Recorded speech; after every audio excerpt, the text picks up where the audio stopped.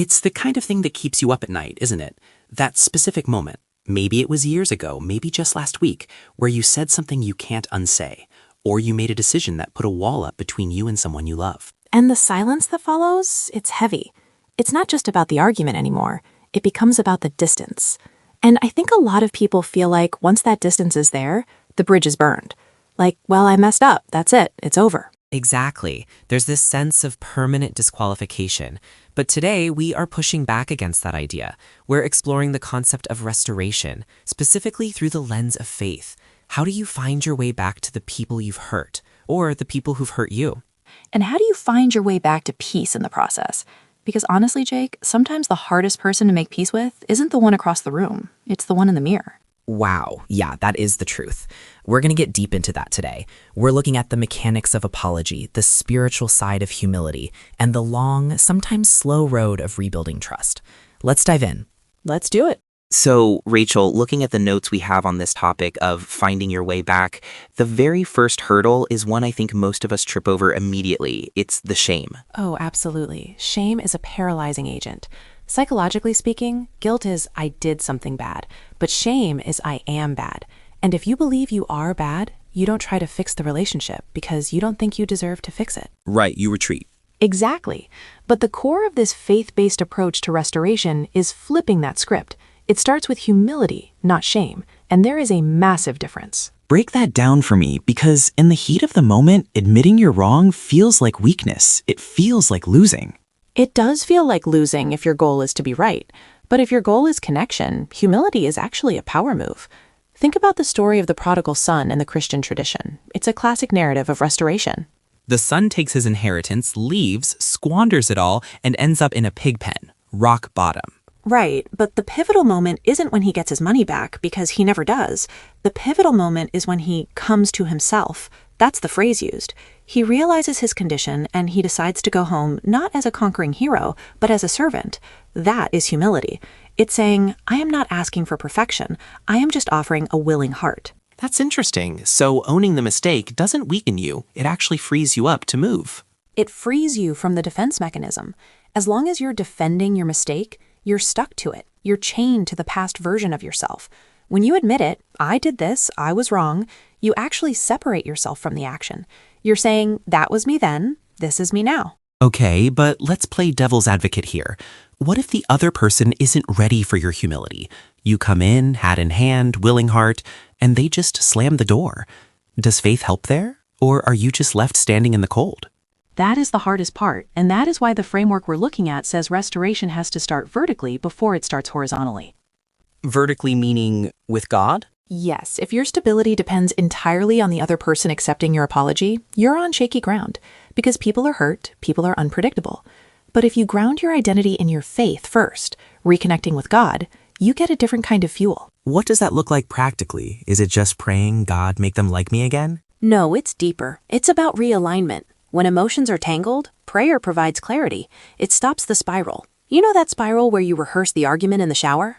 Ugh, I win every argument in the shower. I'm undefeated. Exactly. We all do. But prayer shifts you from how do I win to how do I love. It teaches you to listen instead of react. It softens you. There's a theological concept called kenosis, or self-emptying. It's the idea of setting aside your ego to make room for something else. In this case, you set aside the need to be right to make room for empathy. So it gives you the strength to handle the rejection if it comes, because you're not deriving your worth from their acceptance. Precisely. Faith reminds you that your value isn't on the table. The relationship is on the table. The issue is on the table. But you, your core worth, is already settled. That gives you the courage to make the first move, even when it's scary. Let's talk about that first move, because the prompt we're working from mentions something really important. Restoration doesn't always start with an apology being accepted.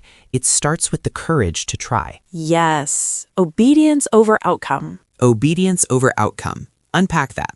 We live in a transaction-based society. I give you $5, you give me a coffee. I give you an apology, you give me forgiveness. But relationships aren't vending machines. You can control your obedience, meaning doing what you know is right, making the call, sending the letter, but you cannot control the outcome. That's terrifying, though, to put yourself out there with zero guarantee. It is, but let's look at the alternative. If you wait for a guarantee, you never move. You stay in the stalemate. The courage to try might look like a text message that just says, "I know I hurt you, and I've been thinking about it." It's not demanding a meeting. It's just opening a window. It's signaling, I am safe to talk to again. Right, it's lowering your weapons. And historically, if we look at conflict resolution, the most effective de-escalation tactic is often vulnerability, when one side admits fault without adding a but at the end of the sentence. The deadly but. I'm sorry I yelled, but you were annoying me. That's not an apology. That's a rebuttal with a bow on it. Real restoration requires dropping the but. It's saying, I own my piece of this chaos. Whether that piece is 10% or 90%, you own your 100% of that piece. There's another layer here I want to touch on. The text mentions letting go of the past to make room for joy. This feels like the part where we get stuck in the history books. We become historians of our own misery. We do. We keep the receipts. Remember in 2014 when you forgot my birthday? We keep these mental ledgers. But faith introduces the concept of grace, and grace is essentially throwing away the ledger. Does grace mean no accountability, though? Because that sounds dangerous. Great question. No, grace does not erase accountability. If you broke a window, grace forgives you for breaking it, but you still have to help sweep up the glass. The difference is the attitude while sweeping. I like that. The glass is still there. The glass is there. The consequences are real, but grace releases you from the prison of the past. You stop replaying the failure. You start asking, okay, the window is broken. How do we build a better one together?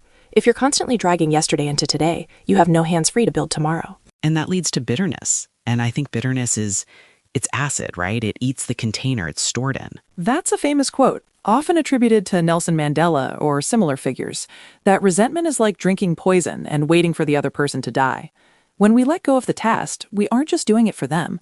We're doing it so we can have peace, so we can have joy again. I want to circle back to the timeline of this because we live in an instant gratification world.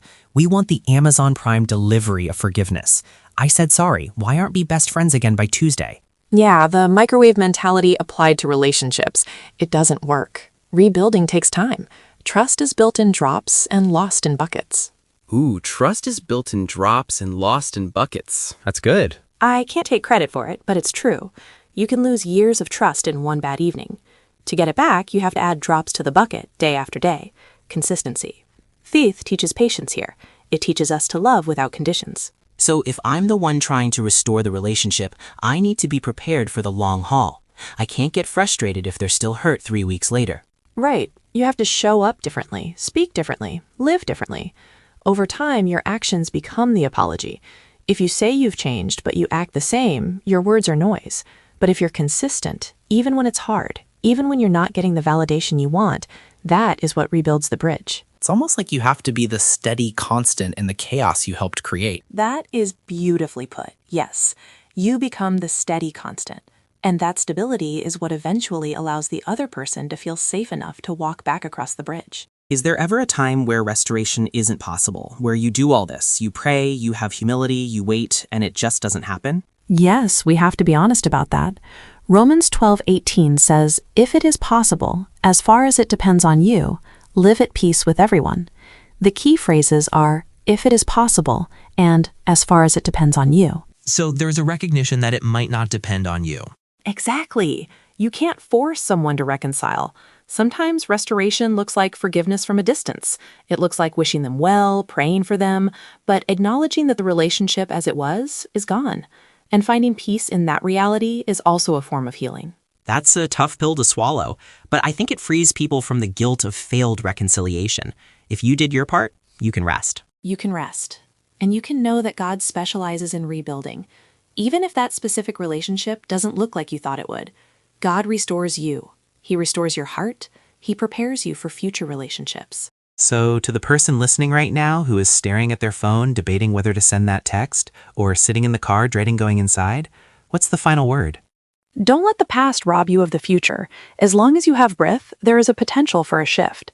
It might not be easy, it might not be instant, but leading with humility and walking in faith is never a wasted journey. Start today. Just take the one small step.